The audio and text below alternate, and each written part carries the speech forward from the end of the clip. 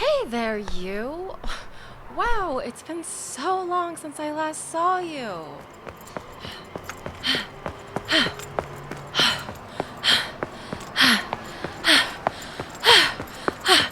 Hi! Yes, hello. Listen, I am so sorry to bother you, but I could really use your help. Yes. I'm trying to escape from the date from hell right now, and I don't know if you could hear the way that guy was screaming at me, but I just, God, I don't feel safe walking back to my car by myself. Is there any way I could convince you to come with me so that he doesn't, follow me or try something weird? Wait, seriously? Like, just like that? Oh my God.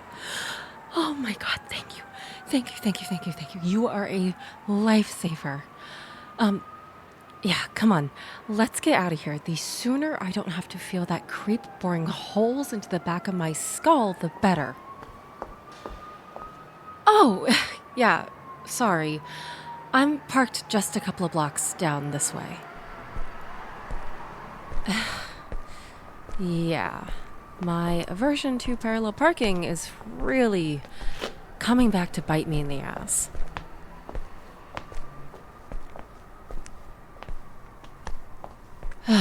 But seriously, though, I am so incredibly sorry for dragging you into this. I thought I was handling that absolute dumpster fire of a date night, well, not great, but well enough. I'm an adult. I've been around the block before, but then he just snapped.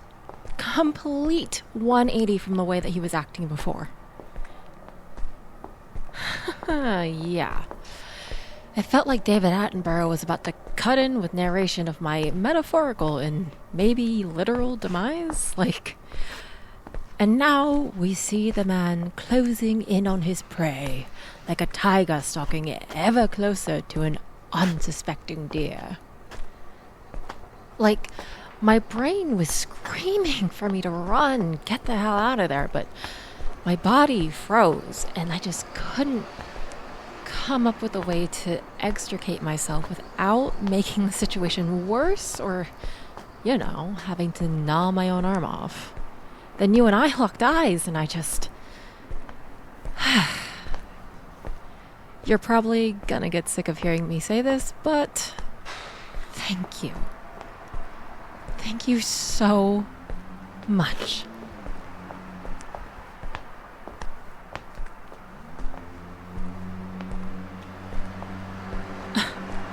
Why'd he explode? Oh... I had the gall to tell him I wasn't interested in moving the date somewhere else.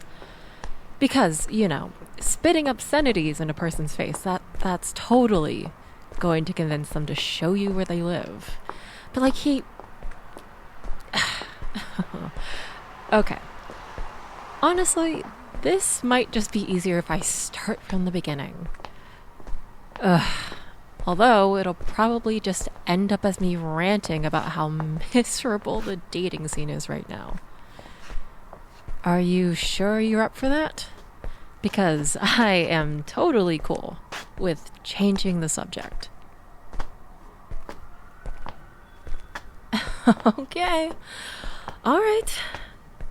Just let the record show I tried to warn you. Okay. So, that guy was supposedly my coworker Nicole's cousin or something. She knows that I've been single for a while and was toying with the idea of, putting myself back out there. So for the past couple of months, she has been pestering me to let her play matchmaker between the two of us.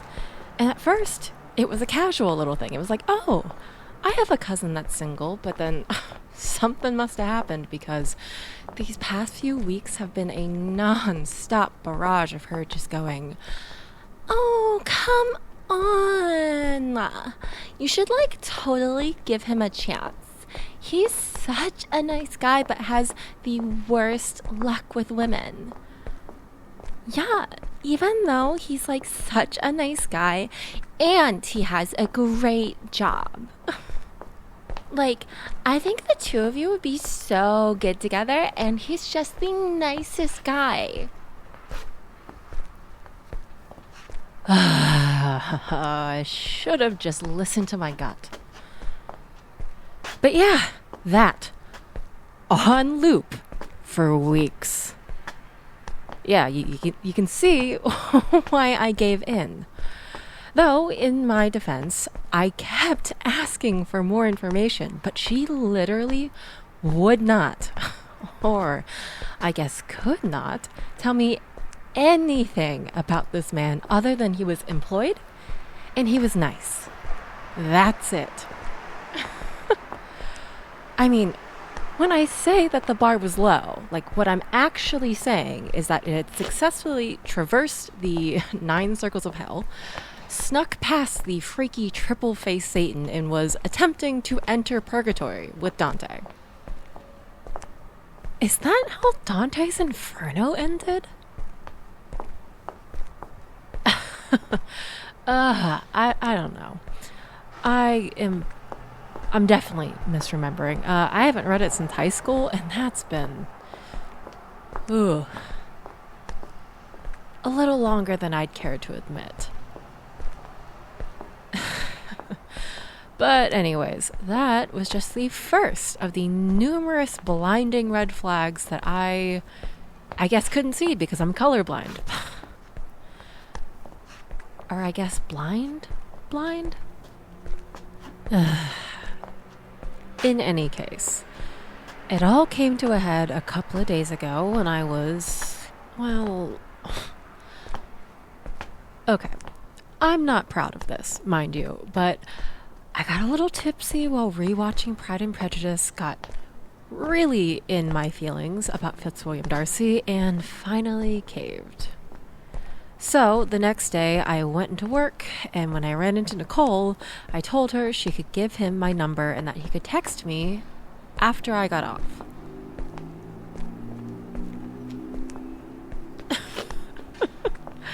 Oh, exactly.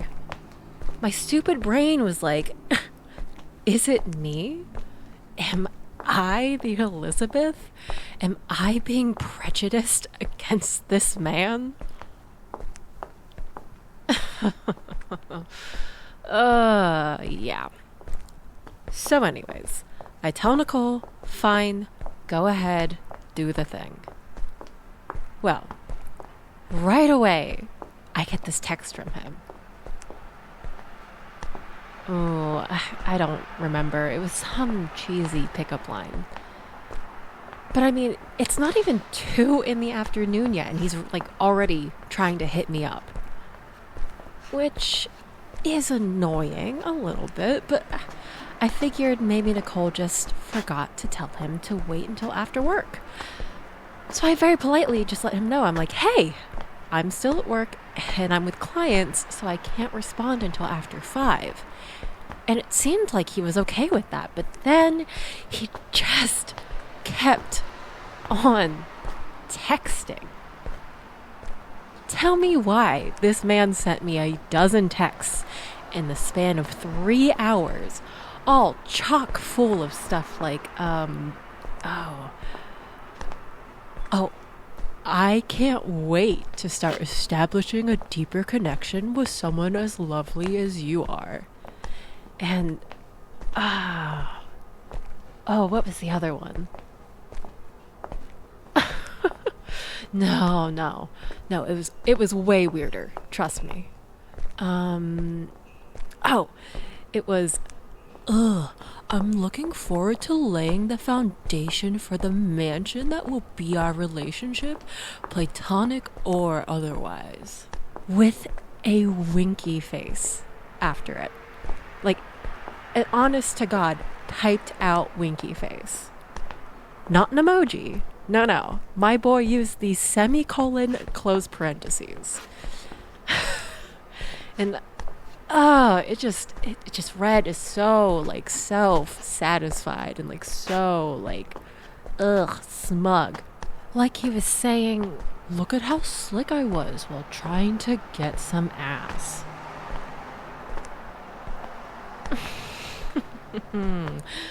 I know, right? And they say romance is dead. Oh, please. Please. I wish I had the imagination to come up with those on the spot. Like, to be so creative. No, but I did memorize them, if you must know.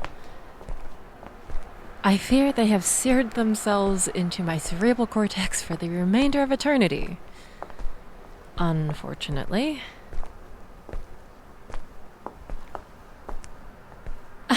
Oh, believe me, I was tempted. I mean, the amount of times I considered just pulling the plug on the whole damn thing was ridiculous. But, I kept second guessing myself. Like, I kept thinking, like, maybe I'm just being gun shy and not giving him a fair shot.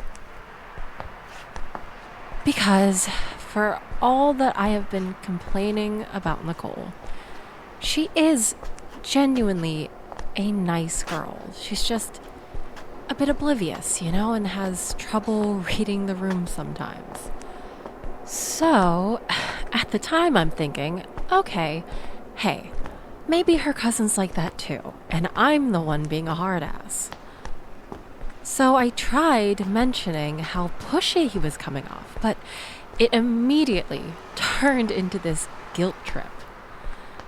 He fed me this whole sob story about how it had just been so long since the last time he'd had a partner that he didn't know where the boundaries were going to be, and that he was just so excited to meet someone as wonderful as me that he just couldn't contain himself, and yada, yada, yada, just on and on and on ad nauseum. Yes, exactly. As though he were a child with a shiny new toy and not, you know, an adult man with the ability to reflect on one's own actions and, lest I forget, a good job. Well, I guess I do have to give credit where credit is due. He did an excellent job of making me feel like the bad guy for being uncomfortable with what he was doing. God, looking back, I cannot believe I let that toad mess with my head in such an obvious way. Well, just chalk it up to experience, I guess. But yeah, we ended up going back and forth like that for a day or so. You know, we'd chat for a little bit until he got super needy and pushy and personal again. But then when I would call him out on it, he would dial it back while making me feel like shit. So eventually I decide to just pull the trigger and arrange a date for tonight. Because in my head, I'm figuring, alright, might as well just get things over with. And I guess I was hoping that being in a public space would corral some of his enthusiasm. You know, because when you're in public, most people have a sense of decorum, right? Like, you're not going to shout. You're not going to act out of pocket, as the children say. God, that made me feel old. Anyways, so the plan was to get him in a public space and just see how he acts. Because who knows, like, maybe he's just incredibly awkward over text. Exactly, like, I'd get to find out once and for all if he was actually the nice guy he kept insisting he was, or if my instincts were correct and he was just another creep. So much for that logic, huh? Truly the epitome of being disappointed but not surprised.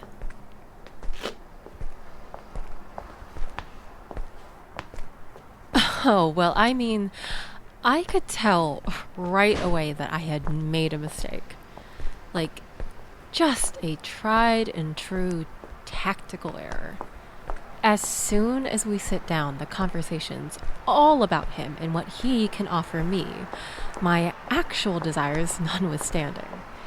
He asked about my job, then immediately turned around and went on and on about his own and how he could provide for me with the boatloads of money that he makes, and how I'd never have to work a day in my life again. I mean, never mind the fact that I would go stir crazy sitting at home with nothing to do. He brought up previous relationships, and he tripped and fell all over himself, saying how he would obviously never be as horrible to me as my exes were, when I make it a point to not speak poorly of my exes. And also his exes were crazy, all of them, but still madly in love with him, so he could go back to them at any time, of course. And then lastly, the piece de resistance. He said he wanted to know what I was looking for in a partner, then without a moment's hesitation, launched into this long, exacting list of every criteria his perfect match needed to meet, and what I would have to change in order to meet it, and...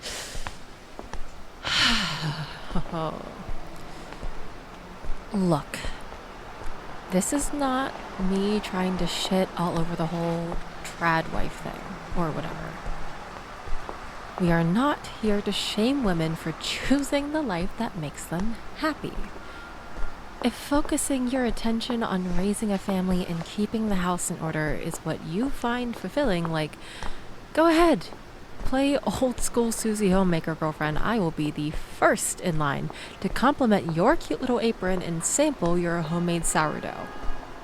I mean, hell, if I decide later on that I'd like to settle down and have kids with someone, I'm not going to 100% rule it out as an option if it ends up being financially viable for me and my partner.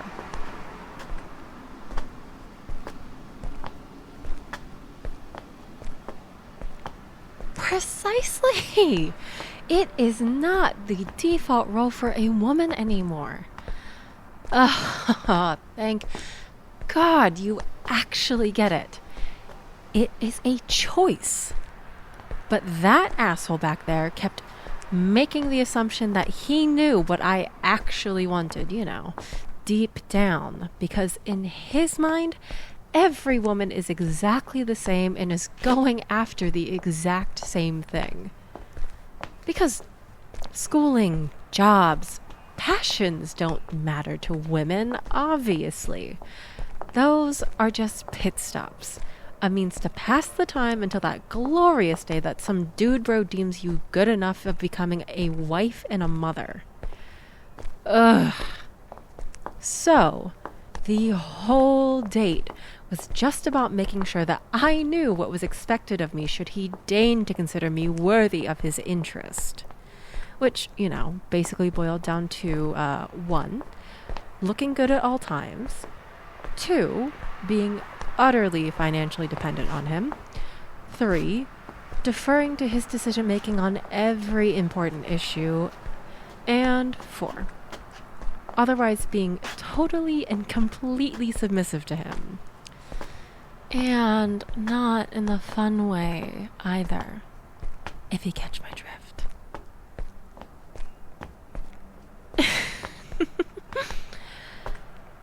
Yes, I am flirting with you. I mean, is that so surprising? I think just about anybody would be swept off their feet with the way that you've been acting. Oh, come on. You've been kind enough to jump into the role of knight in shining armor when the damsel is in distress. And to top it all off, you're an amazing listener. Plus, you made sure that I was actually hitting on you just now instead of assuming one way or the other. That's refreshing. if I'm being totally honest. So, you've already ticked off 3 boxes in the past few minutes, which is, by my count, 3 more than he did over the past few days. Oh, and you've chuckled at most of my stupid jokes. So 4. 4 whole boxes over the last guy. I mean, that has to be some kind of world record.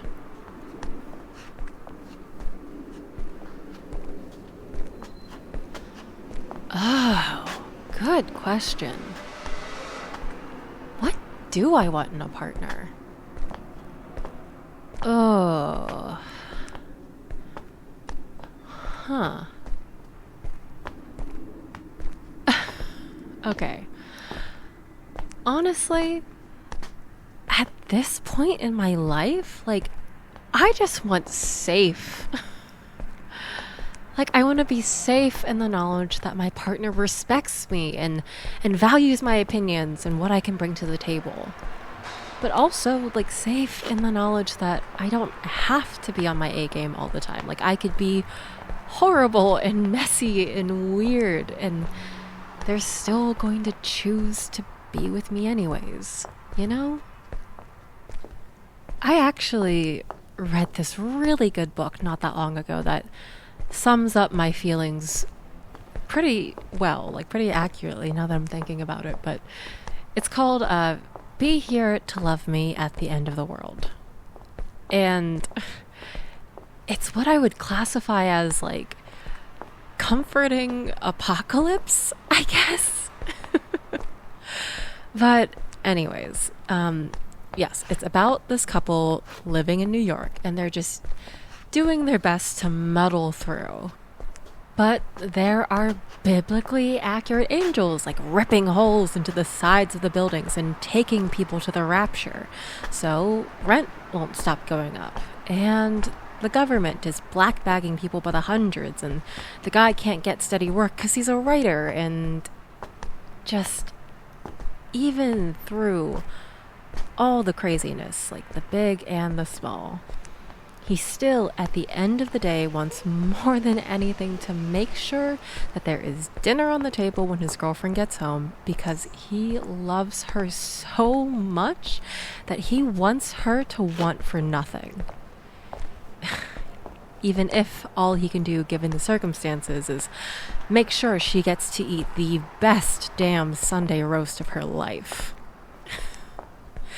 And she, sees that and knows he's trying his best and loves him all the more for it. So, they're each other's safe spaces. Because safe doesn't have to be boring. Like, safe can be all sorts of things. Good, funny, sexy, adventurous, romantic, and everything else you could possibly ask for.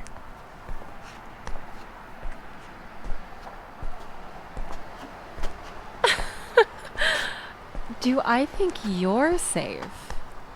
Oh, come on. Now you're just fishing for compliments. All right. I suppose you do deserve at least one for actively listening to me geek out about books. I have seen people go wall-eyed in the middle of my tangents before, so... But in all seriousness, I just got shrieked at by someone over twice my size who was demanding that I take him back to my place since he paid for dinner.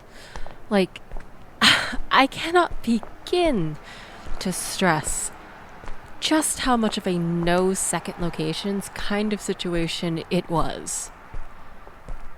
So, I wouldn't have picked you out of everyone else in that street if I didn't think you were both strong enough to protect me from him, but also a good enough person to do so without asking anything in return.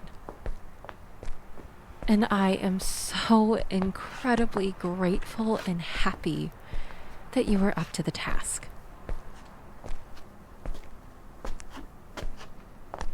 Oh my God.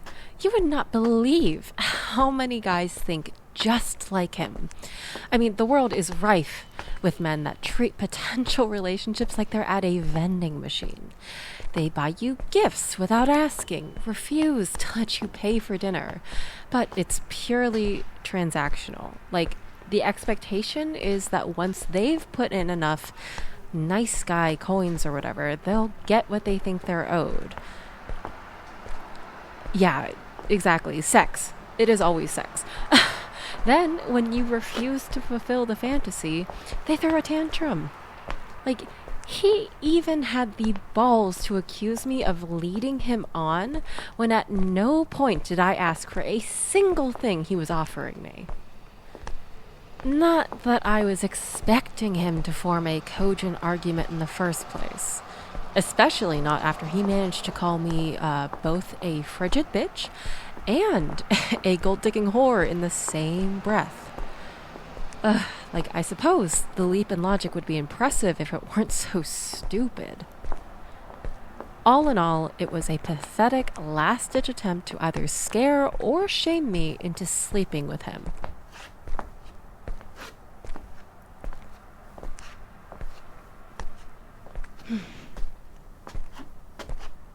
I appreciate that. You know, sometimes when shit like this happens, it's so isolating and frustrating. You can't help but think that maybe you are the crazy one. Feels good to have someone in your corner.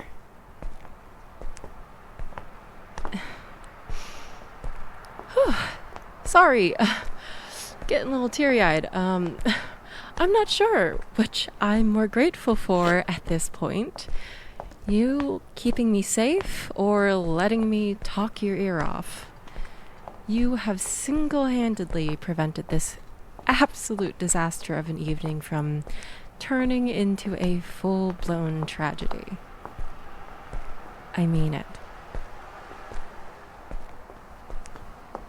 Well, here we are. And not a scratch on me. You, brave knight, have performed your duties admirably this eve. For your efforts, I believe you have earned a token of your lady's favor. Might I have the name and number of my valiant, dashing, virtuous rescuer? And there. Now you have my number and my name. Anna. Still, I don't think that's near enough compensation for your services this evening. So, why don't you come just a little closer? Mm. Mm. Mm. Mm. Mm.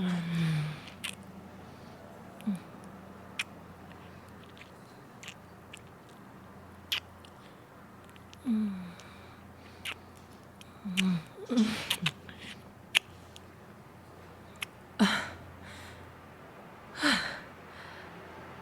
Oh, okay. Wow. Jokes aside, when I ran into you earlier, all I wanted was to get out of here as quickly as humanly possible, crawl into bed, and sleep into the next decade. But, walking back gave me plenty of time to reconsider, though. And it really would be such a shame to have spent so much time getting ready only for it to be wasted.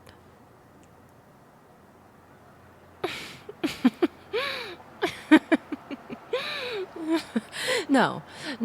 I will neither confirm nor deny whether or not I intentionally walked slower and took several detours.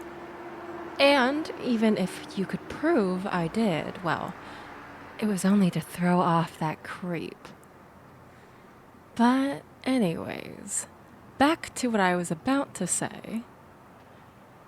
Do you have anything planned for the rest of the night? Well then, how does this sound? You, me, and a little movie date at my place.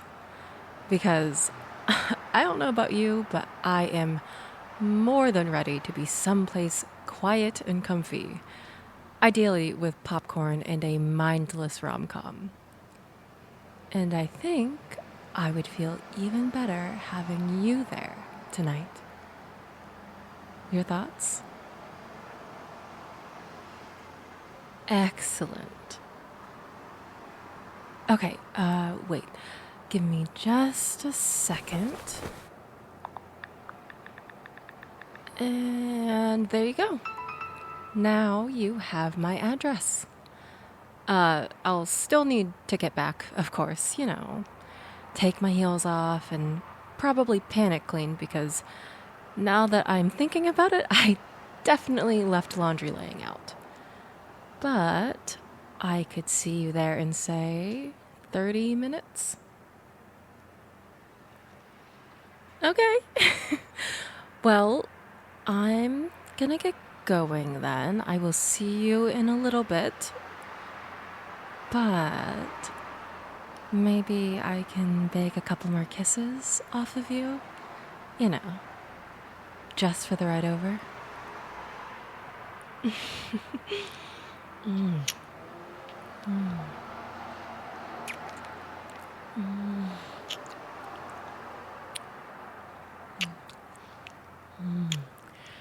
By the way,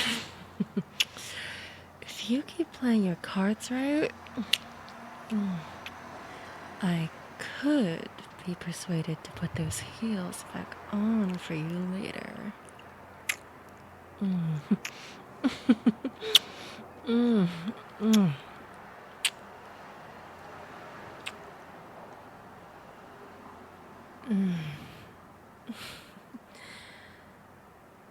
Well, nice to see that you're,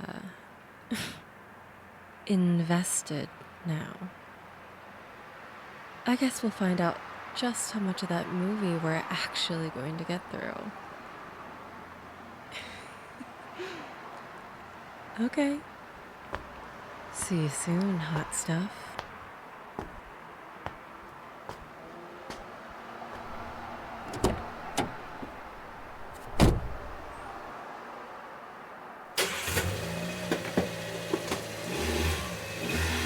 And prepare yourself. We're watching 27 Dresses.